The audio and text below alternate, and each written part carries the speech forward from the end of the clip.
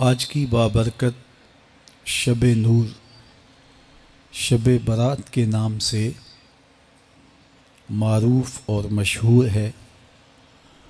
اس بابرکت شب کے دامن میں اتنی برکتیں اور اتنی رحمتیں ہیں کہ اللہ جل شانہ گناہ گاروں کو جہنم کی آگ سے آزاد فرما دیتا ہے۔ ام المومنین سیدہ طیبہ طاہرہ سیدہ عائشہ صدیقہ رضی اللہ تعالی عنہا فرماتی ہیں، ایک دن میں دیکھا کہ حضور میرے حجرہ میں نہیں ہیں، تو میں حضور کو تلاش کرنے نکلی۔ جنت البقیع میں آسمان کی طرف سر اٹھائے حضور اللہ سے التجائیں کر رہے تھے۔ مجھے دیکھا تو ارشاد فرمایا، عائشہ کیا تم نے یہ سمجھا کہ اللہ کا رسول تم سے زیادتی کرے گا؟ فرماتی ہیں میں نے عرض کی، یا رسول اللہ صلی اللہ علیہ وسلم، میں یہ سمجھا شاید آپ کسی زوجائے محترمہ کے حجرہ میں تشریف لے گئے ہیں۔ فرمایا آج لیلۃ النصف من شعبان، شعبان کی 15ویں رات ہے، درمیانی شب ہے۔ اس رات کو اللہ تعالی جل شانہ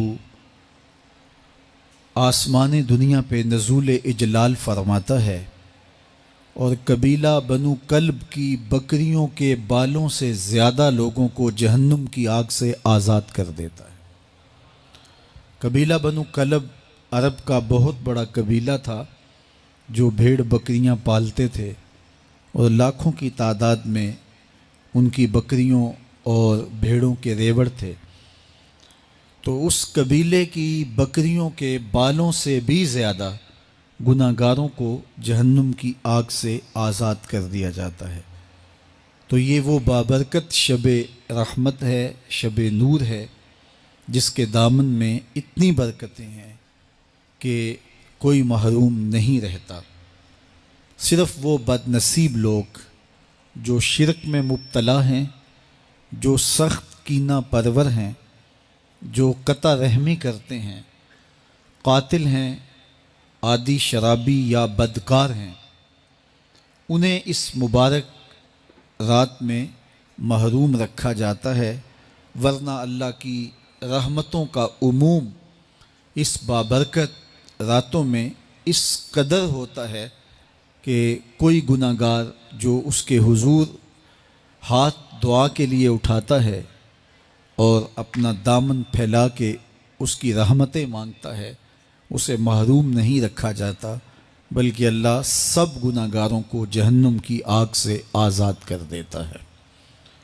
ایک روایت میں آتا ہے کہ اللہ لیلۃ النصف من شعبان، شعبان کی 15ویں رات کو آسمان دنیا پہ اپنی رحمتوں سے جلوہ گر ہوتا ہے اور فرماتا ہے کوئی رزق مانگنے والا، میں اس کی جھولیاں بھر دوں، ہے کوئی مغفرت طلب کرنے والا، میں اس کے گناہ معاف کر دوں، ہے کوئی مجھ سے عافیت مانگنے والا، میں اس کو عافیتوں سے نواز دوں، ہے کوئی فلاں چیز مانگنے والا، ہے کوئی فلاں چیز مانگنے والا، اس کی رحمتیں آواز دیتی ہیں، اور یہ آواز غروب آفتاب سے لے کر کے طلوع فجر تک مسلسل بندوں کو دی جاتی ہے، اور بندے اس کے حضور اگر دست طلب دراز کریں، اپنی جھولی پھیلائیں، تو اللہ تعالیٰ ان کو ان کے مانگنے سے بھی زیادہ عطا فرماتا ہے۔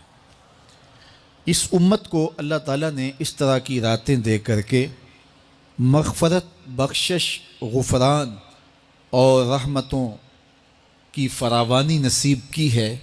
میرے حضور نے ارشاد فرمایا، ایک شخص صبح سے لے کے ظہر تک مزدوری کرتا ہے، اس کو ایک قیراط ملتا ہے۔ ایک ظہر سے لے کر عصر تک مزدوری کرتا ہے، اس کا وقت تھوڑا ہے لیکن اس کو بھی ایک قیراط ملتا ہے۔ اور تیسرا شخص عصر سے لے کر مغرب تک مزدوری کرتا ہے، اس کو 2 قیراط ملتے ہیں، جبکہ اس کا وقت دونوں سے کم ہے۔ فرمایا پہلی مثال یہود کی ہے، دوسری مثال نصارہ کی ہے، اور تیسری مثال میری امت کی ہے کہ اس کو تھوڑے عمل پر زیادہ ثواب دیا جاتا ہے۔ تو یہود اور نصارہ نے اس پہ برا منایا تو حضور علیہ السلام نے فرمایا کہ اللہ نے ان کے اجر میں تو کمی نہیں کی، لیکن مسلمانوں کو زیادہ اجر دے دیا، تو یہ اس کی کرم نوازی ہے۔ تو یہ تھوڑے وقت کی عبادتیں اور چند راتوں کی بیداری اور مخصوص اوقات میں اللہ کے حضور عبادت و ریاضت ایک گناہ گار کو کہاں سے کہاں تک پہنچا دیتی ہے، اس کے گناہوں کی معافی کا ذریعہ بھی بنتی ہے اور درجات کی بلندی کا سبب بھی۔ دیکھیے لیلۃ القدر ایک رات 1000 مہینے کی عبادتوں سے بہتر قرار پاتی ہے۔ اسی طرح دیگر مواقع ہیں کہ اللہ تعالیٰ اس امت کے لیے رکھے ہیں، رحمت رب بہانہ می طلب، اور یوں بھی پڑھا گیا رحمت رب بہانہ می طلب۔ اس کی رحمتیں قیمت نہیں مانگتی اور اس کی رحمتیں بہانہ تلاش کرتی ہیں، تو وہ اپنے بندوں کو بخشنے پہ آمادہ ہے اگر وہ اپنا دامن طلب پھیلائیں۔ قرآن مجید میں ایک مقام دیکھیے کتنا دل آویز ہے، فرمایا ما یفعل اللہ بعذابکم، اللہ تمہیں عذاب دے کے کیا کرے گا؟ اس کی یہ چاہت نہیں ہے کہ تمہیں عذاب میں مبتلا کرے، اس کی چاہت یہ ہے کہ تم اس کی چوکھٹ پہ آؤ، جھولی پھیلاؤ، اس سے خیرات اور رحمت مانگو، اور وہ تمہارے ماضی کے سارے گناہ معاف کر کے، ساری غلطیاں معاف کر کے تمہیں اپنی رحمتوں سے مالا مال فرما دے۔ تو وہ بندوں کو بخشنے پہ، بندوں کی مغفرت کرنے پہ آمادہ ہے اور اس کی رحمتیں بہانے تلاش کرتی ہیں۔ اللہ اکبر۔ اور دوسری جانب اس کے بندے، اس کے مملوک، اس کی مخلوق، اور مخلوق کی گناہ گار اور نیکوکار اس کی رحمتوں کے طالب ہوتے ہیں، بلکہ وہ گناہ کرنے کے بعد جب معافی مانگتے ہیں تو اللہ کو یہ معافی بہت پسند ہے۔ معافی مانگنا، اس کے حضور اپنے دامن کو پھیلانا، وہ اس کو بہت زیادہ محبوب ہے۔ انسان کی فطرت کے اندر گناہ رکھا گیا ہے۔ آگ، ہوا، مٹی، پانی، یہ ان 4 چیزوں کا مرکب ہے۔ اس کے جو عناصر ہیں اس میں کبھی اعتدال قائم نہیں رہتا اور اس سے گناہ سرزد ہو جاتے ہیں۔ گناہ کرنے کے بعد بندے کا اس گناہ پہ اصرار کرنا، اڑ جانا، ضد کرنا، توبہ نہ کرنا، اللہ کو یہ پسند نہیں۔ لیکن اگر اس سے گناہ سرزد ہو جائے تو پھر وہ توبہ کر لے تو اللہ کو یہ بہت زیادہ پسند ہے۔ جو اس سے ہو سکے نیکی وہ اللہ کے حضور پیش کرے، لیکن اس کے اندر جو شر رکھی گئی ہے، اس کے اندر جو قوتیں گناہ کی رکھی گئی ہیں، اس سے اگر اس سے گناہ سرزد ہو جائے تو پھر وہ اللہ سے توبہ کرے، اللہ کی طرف رجوع کرے، تو اللہ اس کی توبہ کو نہ صرف قبول کرتا ہے بلکہ اس کے گناہوں کو معاف کرتا ہے اور گناہوں کو بدل کے نیکیوں میں تبدیل کر دیتا ہے۔ جب گناہ نیکیوں میں تبدیل ہو گئے تو جتنا بڑا گناہ گار تھا اتنا بڑا نیکوکار ہو گیا۔ حضرت سیدنا عمر رضی اللہ تعالیٰ عنہ بازار میں جا رہے تھے تو ایک شرابی نے ہاتھ میں بوتل پکڑی تھی شراب کی، تو حضرت عمر ہاتھ میں درہ رکھتے تھے اور آپ کا جاہ و جلال دیتنیت ہوتا، تو جو ہی حضرت عمر رضی اللہ تعالیٰ عنہ کو اس نے دیکھا تو ڈر گیا اور دل ہی دل میں کہا اے اللہ آج عمر کے قہر سے بچا لے، میں تیری بارگاہ میں سچی توبہ کرتا ہوں، اور جلدی سے شراب کو بغل میں چھپا لیا۔ اتنے میں حضرت عمر سر پہ پہنچ گئے اور گرج کر کڑک کے کہا کہ یہ تیری بغل میں کیا ہے؟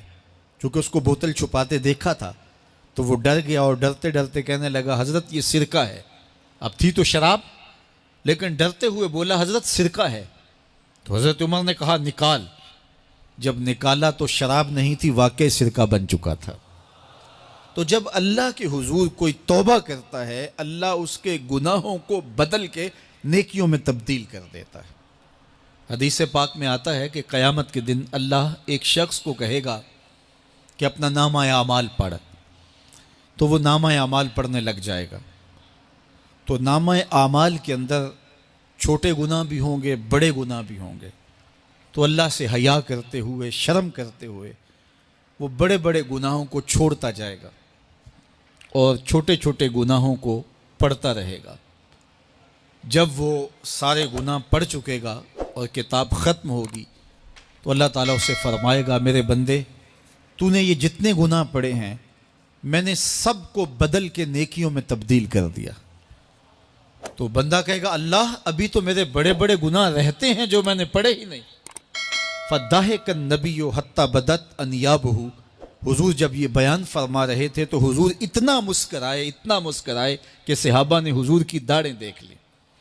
تو پہلے وہ بڑے بڑے گناہ چھوڑے جا رہا تھا، لیکن جب اللہ فرمائے گا کہ میں تیرے گناہوں کو بدل کے نیکیوں میں تبدیل کر دیا، تو وہ کہے گا ابھی تو بڑے بڑے گناہ رہتے ہیں جو میں نے ابھی پڑھے ہی نہیں۔ تو جب کوئی بندہ اس کے حضور توبہ کرتا ہے، اللہ یہ نہیں دیکھتا اس نے گناہ کتنے کیے ہیں، یہ دیکھتا ہے بندہ آیا میری چوکھٹ پہ ہے تو اللہ اس کے پچھلے سارے گناہ معاف فرما دیتا ہے۔ اللہ اکبر۔ میرے اور آپ کے آقا و مولا نے اللہ کے حضور توبہ کرنے اور اس پر اللہ کی خوشی اور اللہ کی خوشنودی کا ذکر کرتے ہوئے ایک مثال بیان فرمائی کہ ایک شخص صحرا میں سفر کر رہا تھا تو وہ ایک درخت کے نیچے دوپہر کاٹنے کے لیے، سستانے کے لیے رک گیا اور درخت کے ساتھ اپنے اونٹ کو باندھ دیا اور خود لیٹ گیا تاکہ دوپہر کاٹ لوں۔ تھوڑی دیر کے بعد جب اس کی آنکھ کھلی تو اس نے کیا دیکھا کہ اونٹ ماں ساز و سامان کے ساتھ غائب ہے۔ اب صحرا میں اونٹ کا گم ہو جانا گویا زندگی چلے جانے کے مترادف ہے۔ تو اس نے دائیں بائیں بھاگ دوڑ کے دیکھا کہ کہیں اونٹ کا نشان مل جائے، لیکن اونٹ کا نشان نہیں ملا۔ تا حد نظر کوئی انسانی آبادی نہیں۔ وہ بھاگا اور تھک ہار کے دوبارہ اسی درخت کے نیچے بیٹھ گیا اور پیاس سے ہلکان ہوا جا رہا تھا اور درخت کے ساتھ ٹیک لگا کے لیٹ گیا اور موت کا انتظار کرنے لگا۔ جن لوگوں نے صحرا کا سفر کیا ہے ان کو اس بات کا اندازہ ہوگا کہ کئی 100 میل تک انسانی آبادی ہی نہیں، اب نہ کچھ کھانے کے لیے بچا نہ کچھ پینے کے لیے بچا، اونٹ بھی غائب ہو گیا، توشہ بھی ساتھ ہی چلا گیا، تو اب ظاہر ہے سیدھی موت ہی نظر آ رہی ہے۔ تو وہ اس درخت کے ساتھ ٹیک لگا کے بیٹھ جاتا ہے اور موت کا منتظر ہوتا ہے۔ تھوڑی دیر کے بعد پھر اس کی دوبارہ آنکھ لگ جاتی ہے۔ جب دوبارہ آنکھ لگتی ہے تو تھوڑی دیر بعد پھر آنکھ کھلتی ہے۔ جب دوبارہ آنکھ کھلتی ہے تو دیکھتا ہے کہ اونٹ جو گما تھا ماں ساز و سامان کے اس کے پاس کھڑا ہے۔ تو صحرا میں اس حالت میں اونٹ کا مل جانا زندگی مل جانے کے مترادف ہے۔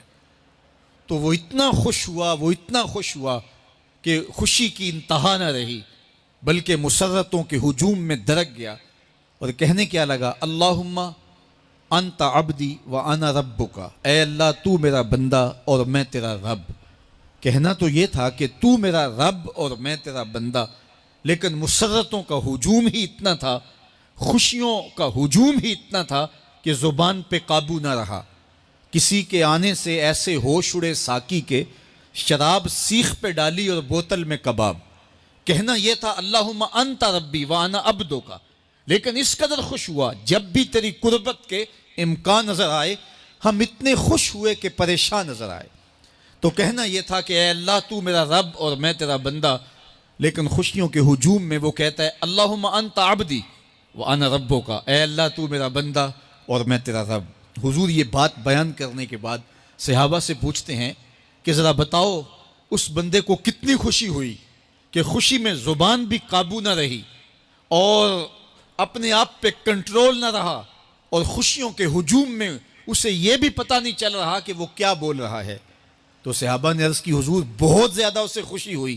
تو میرے حضور نے یہ بات کرنے کے بعد ارشاد فرمایا، جس طرح اس کو گما ہوا اونٹ ملا اور اس کی خوشی کی انتہا نہ رہی، تو فرمایا جب کوئی شخص توبہ کرتا ہے اور اللہ کی حضور پلٹ کے آتا ہے، گناہوں سے معافی مانگ کے اس کی دہلیز پہ آتا ہے، میرے حضور نے فرمایا اللہ اس سے بھی زیادہ خوش ہوتا ہے کہ میرا بندہ میری چوکھٹ پہ آ گیا ہے۔ تو وہ یہ چاہتا نہیں کہ اپنے بندوں کو عذاب